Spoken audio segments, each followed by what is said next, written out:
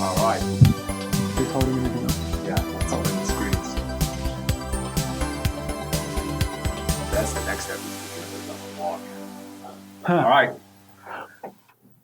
Double masculine. Double masculine. Well, triple if we count the giant piece of spiky Well, actually, metal. quadruple because we got our spear here impaling That's the true. feminine of the masculine, her womb being penetrated through the lightning bolt. This is a good start to a talk. Yeah. Actually, it reminds me. So when I went to the park today, I was had a real powerful meditation. The affirmation audio I sent you. Yeah, thank you for that. I was listening to that Sweet. all this morning, and this really got me in this like space. And then after running, I was kind of on that jogger's high, I guess you would say. And I was sitting there meditating. I realized like I felt really like present, and I felt really energized, and all these affirmations were reminding me of things I feel like I've gotten out of touch with, like these like that positive reminder of who I am or who I can be when I'm at my highest point. And it's funny I just mentioned the orange and the panther. That's right. That's a little Easter egg for me. Multi-sensory engagement. Multisensory. And so I imagined, I mentioned the pyramids. I imagined a pyramid, and I saw myself in that moment. I was like, oh, this is what everything is pointing us back to see, like all the religions and these temples were reminding us that we're a microcosm of this energy source, and that if we're able to harness the source energy, however we want to call it, God or the universe or the chi, prana, all this stuff, if we can build that within us into this incredible state, then we become this beacon for others to receive from in our lives. And so being on that masculine tangent, I kind of have seen like that's also what a masculine is capable of doing, is building ourselves to this incredible beacon of energy. And then from there, we can support a family and a spouse and children and lead a team and a business, but we have to be in that place authentically ourselves. We can't, if it's inauthentic, others will sense it and it will get challenged. Yeah. And so I had all that like little download and just that vision of like being that pyramid, being that power center. Well, you're making me think with the shape of the pyramid. I know you've talked before about when you have even just a few people gathered together. You have, let's say you have the three people, if we had a third person, resonating to a degree where a fourth entity is created. So the sum being greater than the whole being greater than some of the parts. Made me think of the phrase of resonant chamber. You mentioned pyramids. This upward triangular pointing, and of course, that reversed. You get the St. David's star, I think, the Jewish star. Star of David. Star of David. Pointed. Yeah, two pyramids overlapping. So and of course the masculine pointing up and feminine pointing down. Another thing that came up recently. Yeah, so it kind of rings true. That resonates.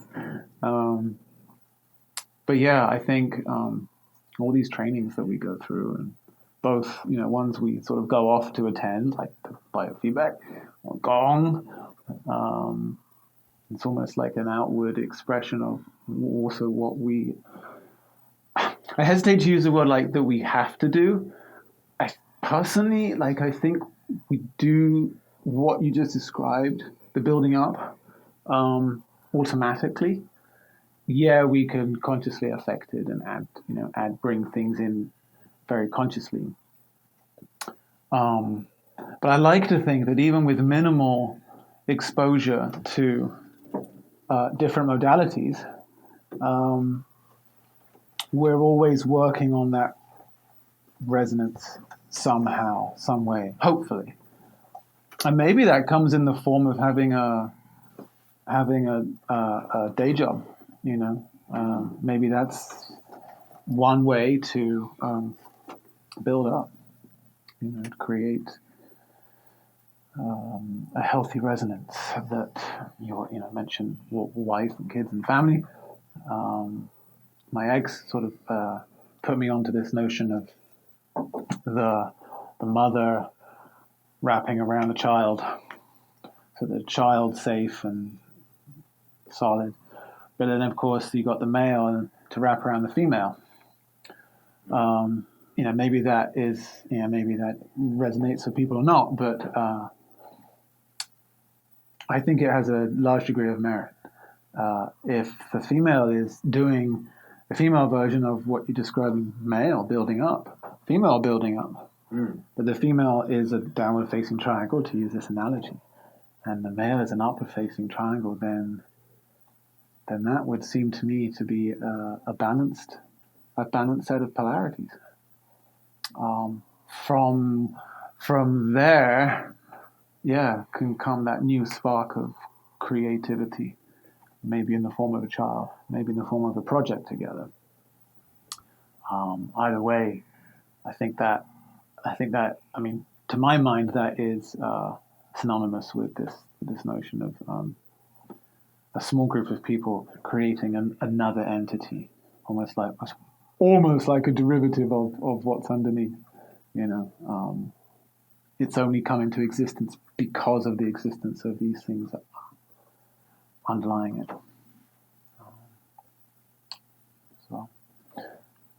But you just remind me too with the Star of David and just the pyramidal shape, it as the masculine, and the inversion is like the womb when it's upside down.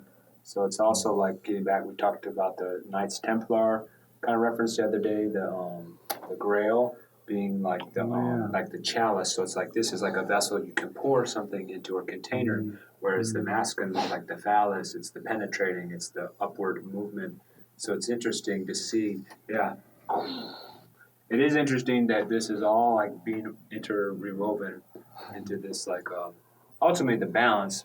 But I guess as men, it's seeing like our relationship to that masculine embodiment, so that maybe in an ideal or in a culturally prescribed way, it's telling us that the heterosexual relationship is one of the most powerful uniting forces, using the Star of David as an example, because of what can be born in that safe container is the new entity, the seed, the child. Spark. G, Baba G, Guru G, Yogi G, Gigi. That G is the spark. That's the new life. And if the Hada, the navel is, the seat of power, and the reproduction and then the growth of this new entity is in this lower, perhaps downward-facing triangle region. Then it's almost like we have to harmonize those two polarities in ourselves, both parties, the male and the female in the relationship, to have enough harmony with their own masculine and feminine, then can come together, match up, and then a new thing. What on earth is that thing going to be? I think that to me that speaks of, that's the closest to get to see a child as like a miracle almost. I'm reading miracle as being that spontaneous creation. I don't know if you could use the word random. Maybe, I don't know. Depends, I guess, on the definition of random.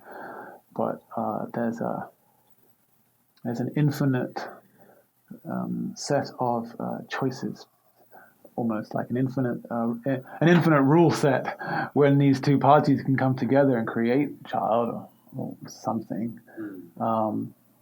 and it will. It would come into being in a brand new space, and then take on the necessary forms of that time and place and space. I don't know. That's pretty beautiful stuff, and all from a very simple understanding or rendering of what starts out as a shape, and then boom, extrapolate. Well, human life. I love that you segued it back to the human body too, because it also reminds me from our yogic teachings about the lower chakras can also be seen in the form of the inverted pyramid, and the upper chakras are in the higher. And when those two unite in the Anahata, the heart, that is also the Star of David there. So it almost takes it to this next level of maybe as an individual, it is like one of the greatest gifts to do the inner work within ourselves. Because then when we can unite with another who's embodied that within them, that's where the exponential magic or miracle can unfold to its next higher potential.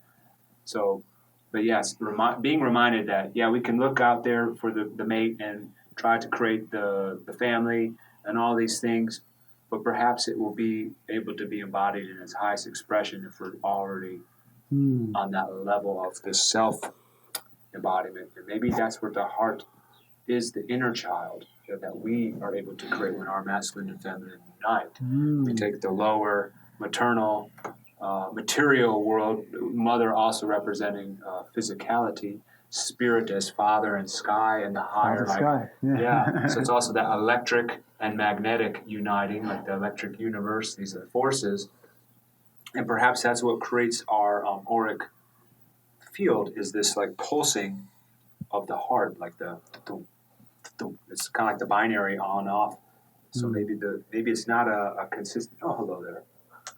Oh, we're at Paris. Maybe it's not a consistent field, but maybe it is created. Oh yeah, you've got your Ghostbuster outline going on. Oh yeah. Who was the green one? Slimer. Slimer. Yeah. When you do the move, you get a little bit of the screen, and that. So when we have more of the appropriate lighting, then you get that. And also our distance, I think, from the screen. Yeah. So different levels, the lighting changes. Anyways, that was an awesome little journey of just in that thread. Can we review it? Yeah, I was just going to say, you want to go back and let's review it. Okay. Thank you. I mean, what's the French for thank you? Merci. Merci beaucoup. Paris. Thank you for coming to the Paris party. Tune in again. Next time will be 900 a.m. 900 hours. 0900, and we'll be reporting from 900 AD or BC. We'll decide next time. Yes, let us. And cabbage.